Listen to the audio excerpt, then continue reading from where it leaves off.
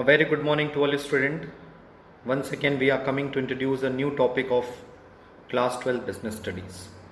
You know very well, in the last few videos, we discussed the element of marketing mix. You know very well, the whole marketing mix classified into the four elements, into the four categories, that is a product mix, price mix, place mix, and promotion mix.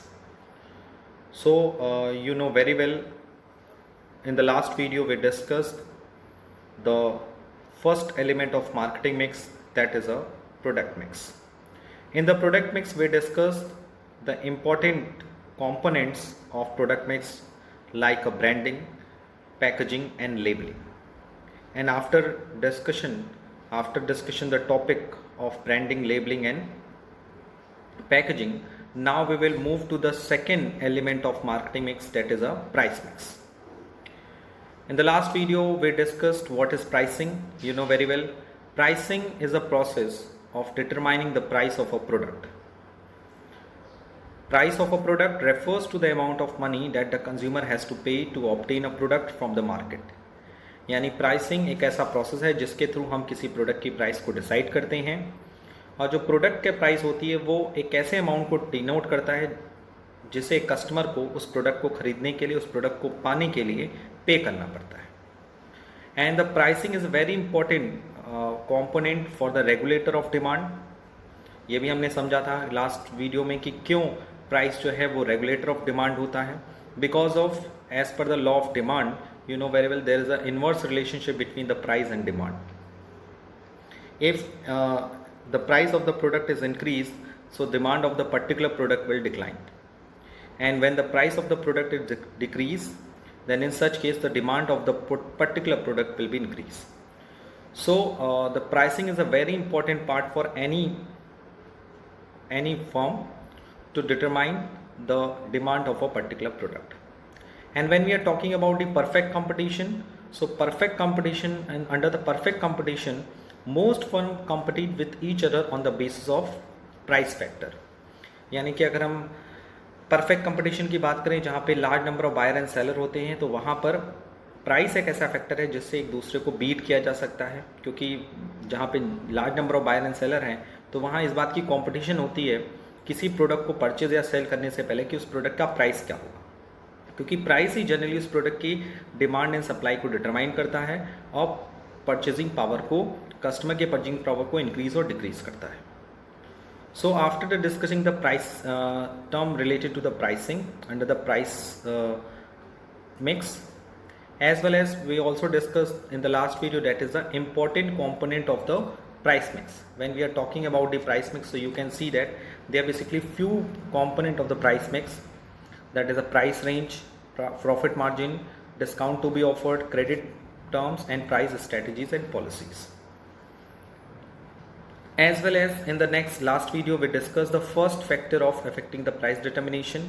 When we are talking about the factors affecting the price determination, यानी जब हम किसी particular product की price को decide करते हैं तो कौन सा ऐसा फैक्टर है जो प्रोडक्ट को की प्राइस को इफेक्ट करता है, जिसमें सबसे पहला पॉइंट था the product cost, which also discuss in the last video.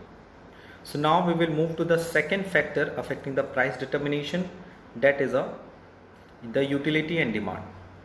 You know very well what is utility. Utility means the satisfaction, power of satisfaction, and the demand is also create the price of the product.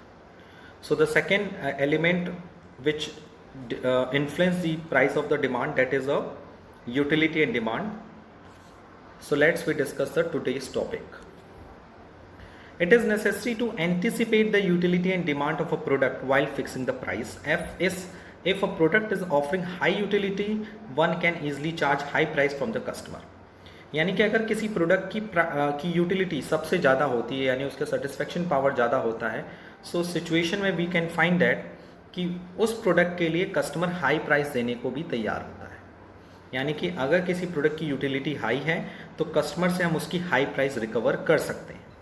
Where if utility is low, अगर किसी product की utility low है तो one can not be charge high price for such product, यानी उसके लिए customer high price देने के लिए प्रिपेयर या एग्री नहीं होता है. सो द यूटिलिटी के कॉन्सेप्ट में देखें the power of satisfaction, so we can say that if any product have a higher utility, so we can charge a higher price from the customer. But when the utility of the product is low, so the customer cannot be pay higher price for a such product. On the other hand, if the demand is elastic, price should be set at a lower, and if the demand is less elastic or inelastic, price cannot be set at a higher level. ये भी याद रखिएगा, अगर किसी product की price जो है, demand जो है वो इलास्टिक है, ये आपने इलास्टिसिटी ऑफ डिमांड में पढ़ा होगा, इलास्टिसिटी ऑफ डिमांड में पढ़ा होगा कि डिमांड अगर इलास्टिक होती है तो उसका प्राइस सबसे लोअर लेवल में होता है, यानी जब किसी प्रोडक्ट के प्राइस के घटने बढ़ने से ही उसके डिमांड पे ज़्यादा इफेक्ट पड़ता है, तो उसे हम इलास्टिक डिमांड कहते हैं। यानी प्राइस में थोड़ा बहुत चेंज हुआ तो डिमांड भी बहुत ज़्यादा चेंज हो जाती है। सो सिचुएशन में हमें प्राइस को कम रखना पड़ता है, लेकिन अगर डिमांड लेस इलास्टिक है, इनइलास्टिक है, यानी प्राइस के चेंज होने से डिमांड पे ज़्यादा इफेक्ट नहीं पड़ता, तो उस सिचुएशन में हम प्राइस ज़्यादा से ज़्यादा चार्ज कर सकते हैं। यानी अगर किसी प्रोडक्ट के प्राइस के चेंज होने से उसकी डिमांड पे ज़्यादा चेंज होता है तो उस प्रोडक्ट के लिए हम ज़्यादा प्राइस चार्ज नहीं कर सकते या उस प्रोडक्ट के प्राइस में ज़्यादा चेंजेस नहीं कर सकते। On the other hand, if demand of a particular is less elastic और inelastic, यानी प्राइस इंसेंटिव होता है, प्रोडक्ट सेंसिटिव नहीं होता, प्राइस सेंसिटिव होता है तो प्राइस को लोअर लेवल पे रखना पड़ता है, और प्राइस इंसेंटिव होता है, सेंसिटिव होता है, यानी प्राइस को लेकर वो ज़्यादा इफेक्ट नहीं करता, तो उसके लिए हम प्राइस को ज़्यादा से ज़्यादा चार्ज कर सकते हैं। The third factor which influence the determination of the price, that is the extent of competition in the market. ये सबसे इंपॉर्टेंट पार्ट है, because of you know very well the price of a product can be set up to the higher limit if the extent of competition is low in the market. अगर market में competition low है, यानी आप जो product deal करते हो उस product का जनरली कोई सब्स्टिट्यूट अवेलेबल नहीं है, या दूसरी कंपनी उस तरह का प्रोडक्ट लॉन्च नहीं करती है, तब तक आप मार्केट में उसके लिए हाई प्राइस चार्ज कर सकते हो। बट देयर रिएक्शन, बट अगर उस कंपटीशन हाई लेवल का है, यानी मार्केट में competition is high in the market, so in this situation you can not set up to the high limit, आप प्राइस को ज़्यादा से ज़्यादा रिकवर नहीं करा सकते। Competitor price, that is known as competitor price का मतलब ये होता है कि वो प्राइस जो कि ज़्यादा कॉम्पिटिटर्स यूज़ कर रहे हैं। आप प्रेजेंटली देखो इन द सैनिटाइजर बिजनेस में, presently in the period of कोविड-19, सो आप देख रहे हो सैनिटाइज़र का इनिशियल प्राइस काफ़ी महंगा होता था, but you know very well अब तो बहुत सारी कंपनी सैनिटाइज़र प्रोड्यूस करने लगी, तो competition level of the production of the sanitizer will be increase. So in this situation आप देखोगे चाहे वो ब्रांडेड कंपनी हो चाहे अनब्रांडेड कंपनी हो, उन सबके सैनिटाइज़र का जो प्राइस है वो लगभग इक्वलेंट लेवल पे आ गया है with their quality and quantity of the product. So the product quality and feature must be consider before the fixing the price. किसी प्रोडक्ट की प्राइस को डिसाइड करते समय उसकी क्वालिटी, उसके प्रोडक्ट और फीचर को कंसिडर करना बहुत ज़रूरी है, और कंपटीशन लेवल को भी ध्यान रखना बहुत ज़रूरी है। बिकॉज अगर हम कंपटीशन को नहीं देखते हैं और प्राइस को हाई या लो कर देते हैं, तो कहीं ना कहीं हमें उसके लिए डिमांड पे एडवर्स इफेक्ट देखने को मिलता है। The fourth element which influence the price of the product, that is the government and legal regulation. ये जनरली बनाया गया है गवर्नमेंट की तरफ से to protect the interest of general public. The government has all the right to control the price of various product and services by including the product in category of essential commodities. ये याद रखिएगा कि product ने government ने अपने legal regulations में उनके पास ये राइट होता है कि वो प्रोडक्ट के प्राइस को कंट्रोल कर सकते हैं जो प्रोडक्ट इसेंशियल कमोडिटीज़ में आता था। यू नो वेरी वेल, जब कोविड-19 की स्टार्टिंग हुई थी तो गवर्नमेंट ने मास्क एंड सैनिटाइज़र को इसेंशियल कमोडिटीज़ की कैटेगरी में डाल दिया था। सो सिचुएशन में आपने ये देखा था कि जो सैनिटाइज़र और मास्क की जो इनिशियल प्राइस थी वो थोड़ी महंगी थी, लेकिन जैसे ही गवर्नमेंट ने उसको इसेंशियल कमोडिटीज़ में डाल दिया, अनिवार्य जिसे कह सकते हैं प्रोडक्ट में डाल दिया, तो उसकी प्राइस काफ़ी रूप से कंट्रोल देखने को मिली। पहले लोग मनमाने तरीके से मास्क और सैनिटाइज़र के प्राइस कवर अप कराते थे, but today you can see that the most of the companies sell their mask and sanitizer at the optimum price. यानी जनरली सारी कंपनीज का लगभग सेम होगा वो प्राइस, क्वालिटी एंड क्वांटिटी के बेसिस पे। बट अभी रिसेंटली ये न्यूज़ मिल रही है कि शायद मास्क एंड सैनिटाइज़र को इसेंशियल कमोडिटी से हटा दिया गया है, तो उसका इफेक्ट भी इन फ्यूचर में आपको देखने को मिलेगा।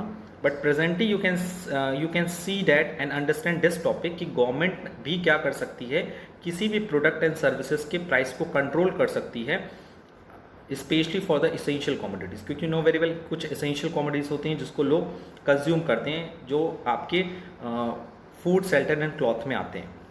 सो इन तरह की चीज़ों में अगर हम बात करें तो उनके प्रोडक्ट की प्राइस एक लिमिट होनी चाहिए, उसका प्रोडक्ट का प्राइस गवर्नमेंट डिसाइड कर देती है, ताकि कंपनी इसेंशियल कमोडिटीज़ के प्राइस हाई ना करे और आम पब्लिक भी यानी आम इंसान भी उस प्रोडक्ट को ईजिली कंज्यूम कर सके। For example drugs, some food items, LPG, इसके प्राइस कंट्रोल होते हैं। एलपीजी भी तो आप देखते ही होंगे कि गवर्नमेंट इसको डिस्ट्रीब्यूट करता है, उसके प्राइस को कंट्रोल करता है, उस पर कुछ सब्सिडी भी देता है। With government intervention there can be check on the activity of monopolistic as they can not be charge unfairly high price for ancient commodities. यानी जनरली मोनोपोलिस्टिक एक्टिविटी में अगर आप देखें तो कोई भी बिजनेसमैन इसेंशियल कमोडिटीज़ के लिए हाई प्राइस चार्ज नहीं कर सकता, फेयरली चार्ज कर सकता है, अनफेयरली। अनफेयरली का मतलब ये है कि मनमाने तरीके से हाई प्राइस चार्ज नहीं कर सकता। अगर कोई कमोडिटी है जिसका वास्तव रूप से रियलिटी में उसकी प्राइस महंगी आ रही है, प्रोडक्ट महंगा है, तो वो रिकवर करा सकता है, बट गवर्नमेंट उसके लिए सब्सिडी और उसके लिए कंट्रोल इस्टेब्लिश करता है। सो जब भी कोई कंपनी अपने प्रोडक्ट की प्राइस डिसाइड करती है तो first of all he will take the follow the rules of regulation given by the government, specially for the essential commodities. The number fifth factor which influence the price of the product, that is a pricing objective. You know very well, मैंने आपको बताया था कि there are basically two types of pricing objective। तो company generally अपने pricing objective के basis पे भी क्या करती है, प्राइस को डिसाइड करती है। If the objective of the firm is maximize sale, maximize sale मतलब अगर कंपनी चाहती है कि उसके प्रोडक्ट की जो प्राइस है वो मैक्सिमम रहे, ठीक है, तो price will be set at lower level, उसका प्राइस लोअर लेवल पे रहेगा। If the firm's objective is profit maximization, अगर कंपनी चाहती है कि उसके प्रोडक्ट का प्राइस सेल मैक्सिमाइज ना हो बल्कि उससे ज़्यादा से ज़्यादा प्रॉफिट रिकवर हो, so situation price will be set at a higher level. यानी प्राइसिंग ऑब्जेक्टिव में यू कैन सी दैट अगर कंपनी ये चाहती है कि उसकी सेल्स मैक्सिमाइज हो तो प्राइस लो रखती है, और अगर firm wants to obtain a profit maximization, the price will be set at a high level. Apart from this, the firm other pricing objective में भी, इसके अलावा भी फर्म के कई ऑब्जेक्टिव हो सकते हैं, लाइक ऑब्टेनिंग मार्केट शेयर। अगर मार्केट शेयर लीडरशिप, अगर कोई कंपनी ये चाहती है कि उसके पास ज़्यादा से ज़्यादा मार्केट शेयर मतलब उसका प्रोडक्ट सबसे ज़्यादा बिकने वाला हो, ज़्यादा से ज़्यादा कंज्यूमर उसको यूज़ करे, तो उस केस में वो अपने प्राइस को लोअर लेवल पर रखती है। Like a Jio, you can see that जब जियो ने मार्केट में एंटर किया तो उसने अपने प्राइस को सबसे लोअर रखा as competitor to other communication network like a Vodafone, Idea and BSNL। उसने चाहे पब्लिक सेक्टर्स कंपनीज हो चाहे प्राइवेट सेक्टर कंपनीज हो, कम्युनिकेशन सेक्टर की, उन्होंने सबके प्राइस से सबसे लोअर प्राइस पे उन्होंने अपनी प्राइस को रखा, और उसका इफेक्ट ये देखने को मिला कि आज जियो कंपनीज के पास कम्युनिकेशन सेक्टर का सबसे ज़्यादा मार्केट है, यानी उसका कंज्यूमर सबसे ज़्यादा है। So if any company want to obtain a market share leadership, यानी वो सेक्टर का मार्केट शेयर लीडरशिप बनना चाहता है, लीडर बनना चाहता है, तो उसे अपने प्राइस को सबसे लो करना पड़ता है। Where as surviving in the competitive market, अगर कोई कंपनी चाहती है कि वो कॉम्पिटिटिव मार्केट में, जहाँ जनरली कैसा इन्वायरमेंट है, दैट परफेक्ट कॉम्पिटिशन मार्केट है, जहाँ there is a number of buyer and seller, तो अगर वहाँ उस तरह के मार्केट में अगर कोई कंपनी या फर्म अपने आप को सर्वाइव करना चाहती है, survival you know very well कि अपने फिक्स कॉस्ट को बियर करना चाहती है, तो उस सिचुएशन में कंपनी क्या करती है, अपने प्राइस को भी क्या कर सकती है, लोअर लेवल्स पे रख सकती है। So in surviving in competitive market by setting price at lower level in order to face intense competition efficiently. And number third is for attaining product quality leadership. यहाँ प्रोडक्ट की quality पे बात हो रहा है, यानी अगर कोई कंपनी चाहती है कि उसका प्रोडक्ट क्वालिटी पे लीडरशिप रहे, यानी कि मार्केट शेयर पे लीडर ना रहे बट कि उसके प्रोडक्ट की क्वालिटी अच्छी रहे, so higher price are set to cover high quality, यानी वो अपने प्रोडक्ट की हायर क्वालिटी के लिए हायर प्राइस को सेट कर सकती है। क्योंकि यू नो वेरी वेल, अगर if any company wants to attain a product quality leadership in this situation, company pay the higher cost, and as well as he pay the cost of research and development, और उसके लिए वो research and development के भी cost bear करती है. That's why company अपने product के लिए हाई प्राइस कवर अप करा सकती है. So they are basically, you know very well, the marketing में अगर देखा जाए प्राइस को फोकस करके, तो company can be set price of their product on the basis of pricing objective. The first objective is sales maximization. In this situation, company takes low price. If company wants to profit maximization, so in this situation company recovers the high prices of their products. If company wants to become a market leader, so he will charge a low price.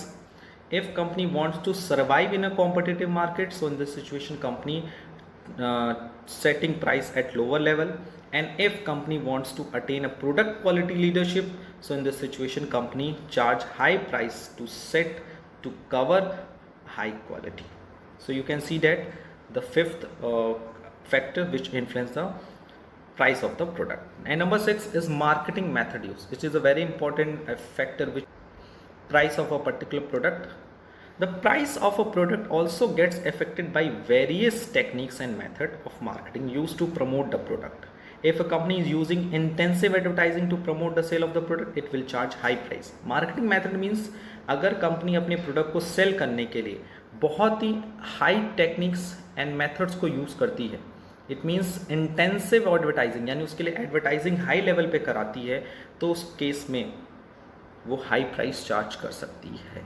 आप देखते होंगे generally जिस product का सबसे ज़्यादा advertisement चाहे newspaper में आए चाहे टेलीविज़न में आए, जब आप उसको पब्लिक में जाते हो खरीदने के लिए, तो generally you will pay higher price and compare to the other product. Other marketing method which affect the price of the product is a type of packaging, distribution system, salesman employed, customer support system. ये भी बहुत important part है. That is कि अगर marketing method में देखें तो we can see that कि कंपनी के जो प्राइस हैं वो जनरली उसकी पैकेजिंग पे, अगर कोई प्रोडक्ट की पैकेजिंग बहुत इफेक्टिव है, बहुत कॉस्टली है, तो वहाँ उस प्रोडक्ट की प्राइस हाई होती है. डिस्ट्रीब्यूशन सिस्टम अगर काफ़ी बड़ा होता है, distribution system means company consumer के पास प्रोडक्ट कई लेयर में वापस आता है, कई लेयर से उनके पास आता है. लाइक पहले मैन्युफैक्चरर्स को मैन्युफैक्चर करता है, देयर आफ्टर प्रोडक्ट जाता है होलसेलर के पास, होलसेलर से रिटेलर के पास, रिटेलर्स के बाद एजेंट्स के पास, फिर एजेंट्स के बाद वो कहाँ जाता है, किसके पास जाता है, कंज्यूमर के पास. तो इन दिस सिचुएशन जब डिस्ट्रीब्यूशन सिस्टम प्रोडक्ट का काफ़ी लंबा होता है, काफ़ी बड़ा होता है, सो इन सिचुएशन में प्राइस ज़्यादा चार्ज किया जाता है. As well as salesman employed, अगर कंपनी किसी प्रोडक्ट को सेल करने के लिए सेल्समैन ज़्यादा अपॉइंट करती है, तो सिचुएशन में वो प्राइस ज़्यादा चार्ज कर सकती है. And customer support service is also very important factor which influence the price of the product. If company provide a great customer support services, यानी कंपनी सर्विस आफ्टर सेल के situation में अपने consumer को अच्छा customer support service देती है, तो situation में भी वो अपने प्रोडक्ट के लिए हाई प्राइस चार्ज कर सकती है. Because you know very well कि सेल हो जाने के बाद जो कंपनी आपको सर्विस देती है वो जनरली फ्री ऑफ कॉस्ट होती है for the period of 1 year. तो उसके लिए कंपनी को आपके प्रोडक्ट में से ही प्राइस चार्ज करना पड़ता है. So you can see that कि we take the 6 very important factor which influence the price, and we completed the second component of marketing mix, that is a price mix. In this topic, firstly we discuss what is pricing, what is price mix, what are the components which influence the price mix, as well as we discuss the factor affecting which influence the price of the product. So एक बार फिर से revise कर लेते हैं one by one. The first factor which influence the price of a product, that is a product cost. Second one is a utility and demand. Third one is the extent of competition in the market. Fourth one is the government and legal regulation. Fifth one is the pricing objective. Sixth one is the marketing method used. So you can see that if a company use intensive advertising, so it will charge high price. If company use a high package, very attractive packaging, so he will also charge the high price. If a company's distribution system is very long, so it will charge high price. If a salesman employed for the sale of any product, the company will also charge the high price. If customer provide a great customer support service, then in such situation company will charge high price. So now we will move to the third component of marketing mix, that is a place mix, which is also known as the physical distribution. So without creating any kind of delay, let's we move to the third element of marketing mix, that is a place mix, and place mix is also known as the physical distribution. The third element, that is a physical distribution, you can see on your screen, that is a physical distribution is concerned with the making the goods and service available at right place so that people can purchase the same. So you can see that a place mix concerned with making the goods and service available at a right place so that people can purchase the same. यानी कि जो third component है product का marketing का, जो सबसे पहला था प्रोडक्ट पे हम फोकस करते हैं, प्रोडक्ट की क्वालिटी पे, ब्रांडिंग पे, पैकेजिंग एंड लेबलिंग पे. उसके बाद हम लोग फोकस करते हैं ऑन द प्राइस पे, what are the optimum price, affordable price for the customer, and thereafter marketer focus on the delivery of the product. That is कि कोई भी प्रोडक्ट हो या कोई भी गुड्स हो या सर्विस हो, वो कंज्यूमर को ईजिली राइट प्लेस पे मिल जाए ताकि परचेजर को उस प्रोडक्ट को खरीदने में कोई दिक्कत ना आए. And these are the two important decision related to the price mix, place mix, that is a physical distribution. अगर हम फिजिकल डिस्ट्रीब्यूशन की बात करें या प्लेस मिक्स की बात करें तो बेसिकली दो डिसीजन ऐसे हैं जो कि हम इसमें कंसिडर करते हैं. The first one is a channel of distribution, second is the physical movement of goods. Okay, so when we are talking about the place mix, तो प्लेस मिक्स में क्या होता है, हम ये डिसाइड करते हैं, ये एक इफेक्टिव सिस्टम डिसाइड करते हैं जिसके थ्रू हम प्रोडक्ट एंड सर्विसेज को राइट प्लेस पे अवेलेबल करा सकें ताकि कस्टमर ईजिली उस गुड्स को परचेस कर सके. इसमें हम दो चीज़ें इंक्लूड करते हैं. The first one is the channel of distribution and second one is the physical movement of goods. So one by one we will discuss the first component of place mix and thereafter we discuss the second component of place mix. The first component of place mix, that is a channel of distribution.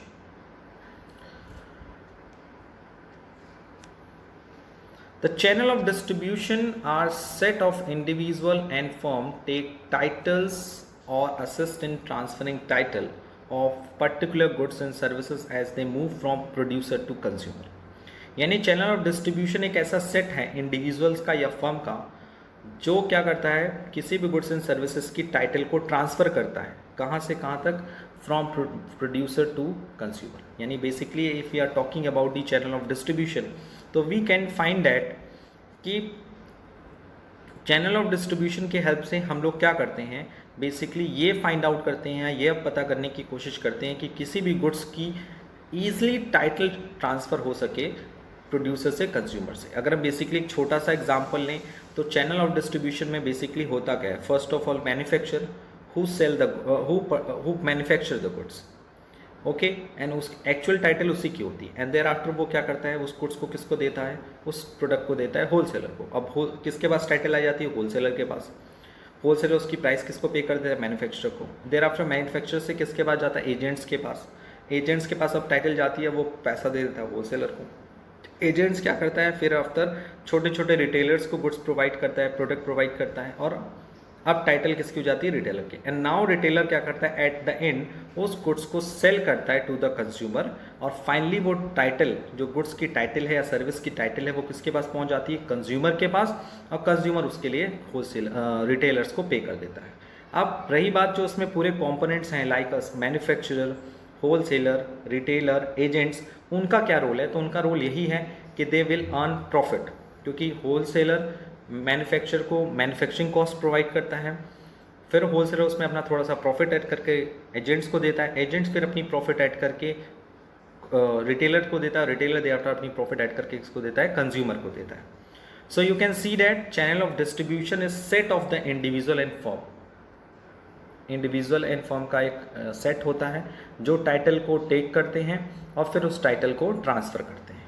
कहाँ से कहाँ तक, from manufacturers to consumer, from producer to customer. It refers to a team of merchant agents and business institution that combine physical movement and title movement of the product.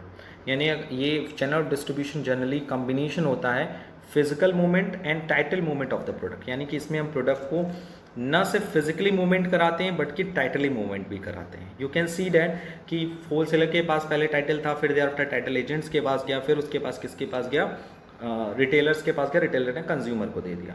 उसी तरह से physical movement भी होता है product का. अगर हम title दे रहे हैं तो साथ साथ प्रोडक्ट भी तो देंगे.